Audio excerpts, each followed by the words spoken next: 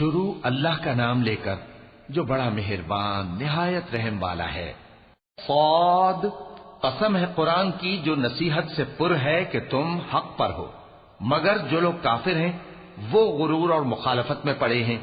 ہم نے ان سے پہلے بہت سی امتوں کو ہلاک کر دیا تو وہ عذاب کے وقت لگے فریاد کرنے، اور وہ چھٹکارے کا وقت نہیں تھا۔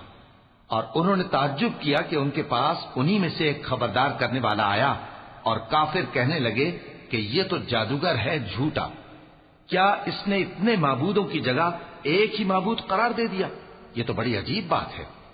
اور ان میں جو معزز تھے وہ چل کھڑے ہوئے اور بولے کہ چلو اور اپنے معبودوں کی پوجا پر قائم رہو، بے شک یہ ایسی بات ہے جس میں کوئی خاص غرض ہے۔ یہ بات کسی دوسرے مذہب میں ہم نے کبھی سنی ہی نہیں، یہ تو بالکل گھڑی ہوئی بات ہے۔ کیا ہم سب میں سے اسی پر نصیحت کی کتاب اتری ہے؟ اصل بات یہ ہے کہ یہ لوگ میری نصیحت کی طرف سے شک میں ہیں، بلکہ انہوں نے ابھی میرے عذاب کا مزہ نہیں چکھا۔ کیا ان کے پاس تمہارے پروردگار کی رحمت کے خزانے ہیں جو غالب ہے، سب کچھ عطا کرنے والا ہے؟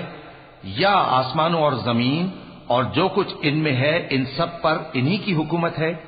تو چاہیے کہ رسیاں تان کر آسمانوں پر چڑھ جائیں۔ یہاں شکست کھائے ہوئے گروہوں میں سے یہ بھی ایک لشکر ہے۔ ان سے پہلے نوح کی قوم اور عاد اور میخوں والا فرعون بھی جھٹلا چکے ہیں، اور سمود اور لوط کی قوم اور بن کے رہنے والے بھی، یہی وہ شکست خوردہ گروہ ہیں۔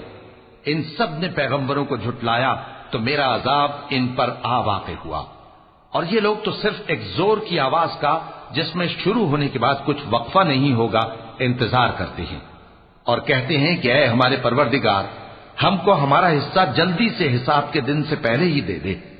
اے پیغمبر صلی اللہ علیہ وآلہ وسلم، یہ جو کچھ کہتے ہیں اس پر صبر کرو، اور ہمارے بندے داؤد کو یاد کرو جو صاحب قوت تھے، بے شک وہ رجوع کرنے والے تھے۔ ہم نے پہاڑوں کو ان کے زیر فرمان کر دیا تھا کہ صبح و شام ان کے ساتھ تسبیح کرتے تھے، اور پرندوں کو بھی کہ وہ جمع رہتے تھے، ہر ایک ان کے آگے رجوع رہتا تھا۔ اور ہم نے ان کی بادشاہی کو مستحکم کیا اور ان کو حکمت اور فیصلہ کن خطابت عطا فرمائی۔ اور اے نبی صلی اللہ علیہ وآلہ وسلم، کیا تمہارے پاس ان جھگڑنے والوں کی بھی خبر آئی ہے جب وہ دیوار پھاند کر اندر داخل ہوئے؟ جس وقت وہ داؤد کے پاس آئے تو وہ ان سے گھبرا گئے۔ انہوں نے کہا کہ خوف نہ کیجیے، ہم دونوں کا ایک مقدمہ ہے کہ ہم میں سے ایک نے دوسرے پر زیادتی کی ہے، تو آپ ہم میں انصاف سے فیصلہ کر دیجئے اور بے انصافی نہ کیجیے گا، اور ہم کو سیدھا رستہ دکھا دیجئے۔ بات یہ ہے کہ یہ میرا بھائی ہے،